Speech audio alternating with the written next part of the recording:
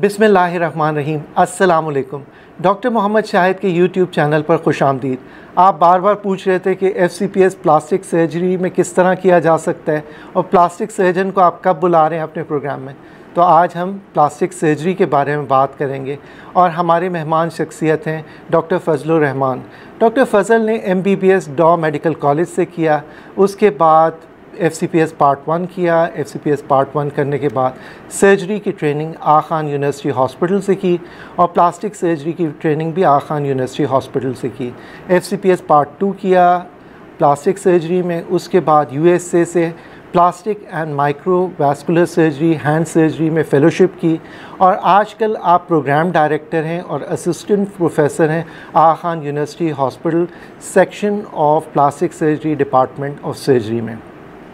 Doctor Fazal से हम तफसील से बात करेंगे कि FCPS प्लास्टिक सर्जरी में किस तरह किया जा सकता है और इसका फ्यूचर स्कोप क्या है। तो over to doctor Fazal.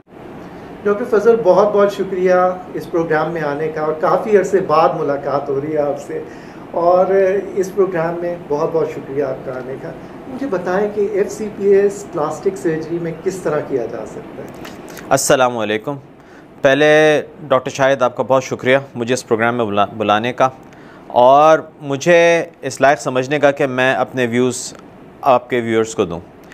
Plastic surgery की ट्रेनिंग जो है वो MBBS के बाद हाउस जॉब की जाती है। हाउस जॉब के बाद जो है वो पार्ट 1 दिया जाता है और पार्ट 1 के बाद जो है ट्रेनिंग जो है वो प्लास्टिक सर्जरी में शुरू की जाती है। इसमें पहले 2 साल जनरल सर्जरी के अंदर ट्रेनिंग करनी होती है, फिर IMM का एग्ज़ाम देना होता है और फिर CPSP के रूल्स के मुताबिक 3 साल की ट्रेनिंग प्लास्टिक सर्जरी की होती है।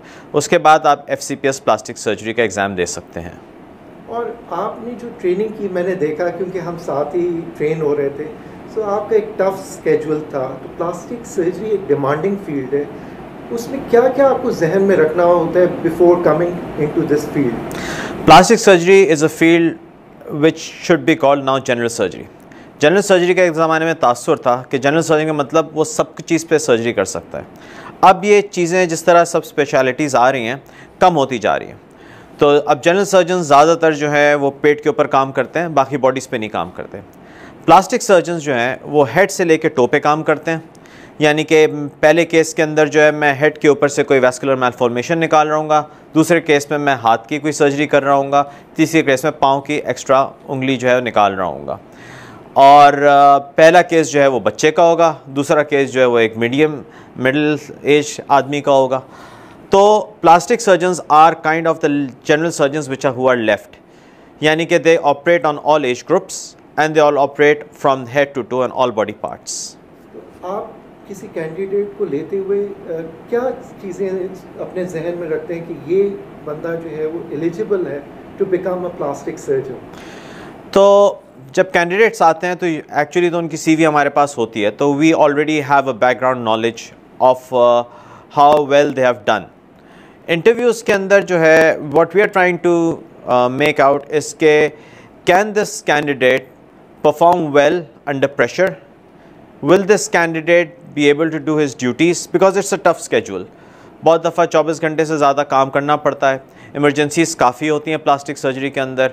हैंड की इमरजेंसीज इज़ वेरी कॉमन, कोई हैंड उंगली कट के आ गई, उसको जोड़ना है तो 6 घंटे तो आपके थिएटर में गए। कोई फेशियल इंजरीज़ आ गई, कोई सॉफ्ट टिशू इंजरी आ गई, तो हम ये सारी चीज़ें जो हैं एवेल्यूएट करते हैं और फिर ये देखना चाहते हैं कि वो पढ़ाई के अंदर कितना अच्छा है। FCPS की ट्रेनिंग में क्या क्या रोटेशंस होती हैं प्लास्टिक सर्जरी में? प्लास्टिक सर्जरी की रोटेशंस जो हैं वो 6 महीने की होती हैं। अब आप या तो 2 महीने की 3 रोटेशंस कर सकते हैं या 3 महीने के 2 रोटेशंस कर सकते हैं। आप ENT के अंदर कर सकते हैं, ऑर्थोपीडिक्स के अंदर कर सकते हैं, डर्मेटोलॉजी के अंदर कर सकते हैं, मैक्सिलोफेशियल सर्जरी के अंदर कर सकते हैं इसकी रोटेशंस। और एग्ज़ाम कितना टफ है? एग्ज़ाम जो है उसमें पहले थ्योरी होती है। थ्योरी अब जो है वो BCQs यानी कि बेस्ट चॉइस के ऊपर आ गए हैं 2 पेपर्स। उसके बाद जो है वाइवा होता है। अब तक जो वाइवा हो रहा था उसके अंदर पहले लॉन्ग केस, शॉर्ट केस और टेबल वाइवा था, लेकिन from next year the viva is going to change from next September in 2023 and it's going to be talks and that will be followed by long case and short case। हमारे junior doctors ये सोचते हैं कि इस field में जाएं तो scope क्या होगा पाकिस्तान में और abroad? Plastic surgery can be broadly divided into many सब स्पेशलिटीज़। एक तो बर्न्स है सबसे बड़ी सब स्पेशलिटी, जो कि आजकल slowly it's becoming popular because government को अब अंदाज़ा हो रहा है कि इसके अंदर काम करना कितना ज़रूरी है। ये प्राइवेट सेटअप के अंदर बहुत मुश्किल है बर्न सेटअप करना, मगर अभी NWFP के यानी KPK की हुकूमत ने भी बहुत बड़ा बर्न सेंटर बनाया है। क्वेटा के अंदर भी बर्न सेंटर बना है, पंजाब के अंदर भी कई बर्न सेंटर हैं। Sadly Sindh still lacking behind.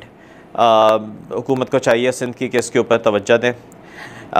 उसके अलावा दूसरी फील्ड जो है उसको आप पीडियाट्रिक प्लास्टिक सर्जरी कह सकते हैं। क्लेफ्ट लिप हो गए, पैलेट हो गए, ब्रेकियल प्लेक्सिस इंजरीज़ हो गई पैदाइशी बच्चों की, या फिर जो है एक्स्ट्रा फिंगर्स वगैरह इसके ऊपर। उसके बाद थर्ड फील्ड जो आती है वो होती है कैंसर रिकन्स्ट्रक्शन। जिन patients cancer specially head and neck cancer जो आजकल बहुत फैल रहा है, या फिर सार्कोमास, उसकी रिकन्स्ट्रक्शन की फील्ड। तीसरी फील्ड ये हो गई। चौथी हो गई हैंड एंड माइक्रोवैस्कुलर सर्जरी, यानी कि हैंड सर्जरी करना, नर्व्स पे काम करना, ब्रेकियल प्लेक्सिस इंजरीज़ पे काम करना, हाथ के ट्यूमर्स के ऊपर काम करना। इस तरह प्लास्टिक सर्जरी इज सब डिवाइड इनटू मेनी स्पेशलिटीज़। आप प्लास्टिक सर्जरी एक जनरल करते हैं और फिर बेहतर है कि आप कोई सब स्पेशलिटी पकड़ें और उसके अंदर बेहतर काम करें। End of course I forgot जो सबसे फेमस स्पेशलिटी है जिसके ऊपर सारे TV प्रोग्राम है, मगर which is only comprise 15% of plastic surgery is the cosmetic surgery part. तो कॉस्मेटिक सर्जरी का इतना जो आप कह रहे हैं वो स्कोप तो ज़्यादा फिर उसका लग रहा है। फाइनेंशियल एस्पेक्ट हर उस काम में जिस काम में आप मेहनत से काम करना चाहते हैं उसमें आप पैसा भी कमा सकते हैं और इज़्ज़त भी कमा सकते हैं। तो ऐसी कोई बात नहीं है कि सिर्फ जो स्कोप जो है वो कॉस्मेटिक सर्जरी। हाँ, कॉस्मेटिक सर्जरी की ख़वातीन में बहुत पॉपुलर हो रही है, TV चैनल्स और प्रोग्राम्स में आजकल बहुत दिखाई जा रही है, इसलिए उसके ऊपर इतना बात हो रही है। लेकिन ऐसी कोई बात नहीं है कि बाकी फील्ड्स में जो है वो पैसा नहीं है। पैसा और इज़्ज़त हर फील्ड में। आप वो फील्ड सेलेक्ट करें जिसके अंदर आप जो हैं खुश हों और आप मुतमईन हों कि आप सही काम कर सकते हैं। डॉक्टर फजल, FCPS प्लास्टिक सर्जरी करने के बाद आप किन किन फील्ड्स में आपने बता दिया, लेकिन कौन कौन सी जगहों पे ये फील्ड्स अवेलेबल है, यानी फेलोशिप्स? अब प्लास्टिक सर्जरी जो है it is slowly gaining popularity. Slowly plastic surgery units all over the country are increasing and बहुत से यूनिट्स खुल रहे हैं और काम बहुत ज़्यादा बढ़ रहा है। FCPS की ट्रेनिंग इस वक्त कराची के अंदर देर है 5 सेंटर्स जो कि कर रहे हैं। सिविल हॉस्पिटल है, आगा खान है, लियाकत नेशनल है, पटेल हॉस्पिटल है, और जो है कुछ दिनों में जो है वो ट्रॉमा सेंटर जो है सिविल का उसके अंदर भी शुरू होने वाली है ट्रेनिंग। लाहौर के अंदर भी 5 यूनिट्स हैं, पिंडी में भी यूनिट्स हैं, इस्लामाबाद में भी यूनिट्स हैं, और पेशावर में यूनिट्स खुल चुके हैं, कोयटा में भी अब यूनिट हैं। And slowly more units are gaining recognition because जिस तरह प्लास्टिक सर्जरी का काम बढ़ रहा है, जिस तरह लोगों को अंदाज़ा हो रहा है, उस तरह ये फील्ड जो है लाइमलाइट में आती जा रही है। अभी भी इस फील्ड के अंदर बहुत ज़्यादा इम्प्रूवमेंट होनी है और बहुत स्कोप मौजूद है। मैंने 30 प्रोग्राम्स अभी तक अपलोड किए हैं अपने YouTube चैनल पर, लेकिन हर बार आपके लिए जो है मेरे फीडबैक आते हैं कि प्लास्टिक सर्जन को बुलाएं, क्योंकि प्लास्टिक सर्जरी मेरे ख्याल से ऐसा फील्ड है जिसमें डॉक्टर्स को बहुत इंटरेस्ट है, और आपने बताया कि सब स्पेशलिटीज़ भी हैं इसमें। बाहर क्या स्कोप है? अच्छा, जैसा कि मैं आपको एडवाइस अगर आप चाहते हैं तो दूं, तो मेरा अपना ख्याल ये कि आप लोग MBBS करें। MBBS करने के बाद हाउस जॉब में आप लोग रोटेट करें प्लास्टिक सर्जरी में और बाकी फील्ड्स में। अगर आपको पसंद आता है तो फिर आप ऑप्ट करें। फील्ड आसान नहीं है, मुश्किल है, लेकिन ज़िंदगी में कोई चीज़ भी आसान नहीं है, हर चीज़ में मुश्किलात हैं। फिर आप जनरल सर्जरी 2 साल करें, IMM दें, प्लास्टिक सर्जरी करें। ट्रेनिंग करने के बाद आप ट्रेनिंग में फ़ैसला करें कि आपको कौन सी सब स्पेशलिटी पसंद आ रही है। दुनिया में अभी बहुत अच्छे जगह मौजूद हैं जहाँ सब स्पेशलिटीज़ पे काम हो रहा है। अगर आप स्टेप्स दे सकते हैं तो आपके लिए पूरा अमेरिका खुल जाएगा। Otherwise far east is gaining popularity very fast. दुनिया का सबसे अच्छा प्लास्टिक सर्जरी यूनिट इस वक्त ताइवान के अंदर है, फिर इंग्लैंड है, यूरोप है। आप किसी भी स्पेशलिटी में, जिस सब स्पेशलिटी में जिसमें आप चाहते हैं, आप जाके अपनी फेलोशिप करें।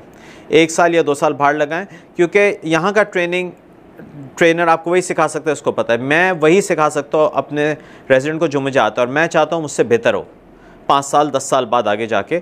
तो मैं चाहता हूँ सब बाहर जाएं, और मेरी एडवाइस यही है आप लोग कि फिर आप 1-2 साल बाहर जाएं, पूरी दुनिया में उसके बाद आपके पास अपॉर्चुनिटीज़ होंगी। इतनी कि मैं भी जब अमेरिका में था और मैंने 1 साल फेलोशिप की थी, तो मुझे ये अपॉर्चुनिटी मिली थी कि मैं वहाँ रहता, 1 साल और फेलोशिप करता, और फिर अमेरिका में भी तरीके हैं जिसको कहते हैं लैटरल एंट्री प्रोग्राम्स, कि मैं एज ए कंसल्टेंट अमेरिका में काम कर सकता था। तो आपका ख्याल है कि पाकिस्तान में सीट्स अवेलेबल हैं, सेंटर्स हैं जहाँ प्लास्टिक सर्जरी अच्छे तौर पर आप ट्रेन हो सकते हैं? जी, अवेलेबल भी हैं और बढ़ रहे हैं, स्पेशली जो बर्न्स यूनिट्स अब बनना शुरू हो गए, तो उसके अंदर इंडक्शंस बहुत तेज़ी से हो रही हैं। तो आप अपनी लाइफ को किस तरह बैलेंस रखते हैं between work and your family life? Because आपने बताया कभी कभी तो वार में 24 आवर्स भी है आपको काम करना पड़ता है। Covid has played a big part in this. Covid के बाद हम बहुत टाइम था घर पे बैठे, तो हम दोस्तों ने, सर्जन्स ने मिल के, पहले तो हमने फ़ुटबॉल खेलना शुरू किया ट्वाइस अ वीक। फिर हमने आखान को फोर्स किया कि हमें ऑस्ट्रोटर्फ लगा, पैसे जमा किए, कुछ पैसे आखान ने दिए, हमने ऑस्ट्रोटर्फ लगाया and we play football twice a week. लेकिन सिर्फ कंसल्टेंट्स, फैकल्टी खेलती है, क्योंकि हम रेजिडेंट्स या उनके साथ नहीं खेल सकते, मेडिकल स्टूडेंट्स के साथ, वो हमें बहुत भगाते हैं। देन वी साइकिल ट्वाइस और thrice a week, early morning 6:30 6:15 हम लोग साइकिलिंग करते हैं, एंड उसके बाद आई स्टार्टेड रनिंग। तो रोज़ तो टाइम नहीं मिलता, लेकिन at least try to do it twice और थ्राइस अ वीक। और जब आप एक्सरसाइज करते हैं तो आप स्ट्रेस फ्री होते हैं, स्ट्रेस फ्री होते हैं तो आप टाइम भी दे सकते हैं अपने फैमिली को जाके ज़्यादा। And the only way you can improve your work and improve your life, especially your family life, is that you need to hire more surgeons, you need to increase your faculty, and you need to have good residents in your program. Only then is it possible. हमारे junior doctors को आखिरी कोई पैगाम देना चाहें इस field के बारे में? फील्ड बहुत अच्छी फील्ड है, मेहनत करनी पड़ती है, लेकिन मेहनत तो हर चीज़ में है, और ज़िंदगी में आप आगे नहीं बढ़ सकते मेहनत के बगैर। There is no shortcut to hard work and there is no shortcut to experience, so you have to work hard. अगर आपको सर्जरी पसंद है, अगर आपको सॉफ्ट टिश्यू सर्जरी पसंद है, आपको जो है डेलिकेट काम पसंद है, आर्टरीज जोड़ना, नर्व्स जोड़ना, अगर माइक्रोस्कोप के अंदर काम करना पसंद है, तो this is a very good field for you and you should consider it. Doctor Fazal, बहुत बहुत शुक्रिया आपके इस प्रोग्राम में आने। Thank you, the pleasure is all mine. अगर आप प्लास्टिक सर्जरी के बारे में ज़्यादा जानना चाहते हैं तो मेरा इंस्टाग्राम पे और फेसबुक पे पेज है जिसका नाम है डॉक्टर एम फजलुर रहमान।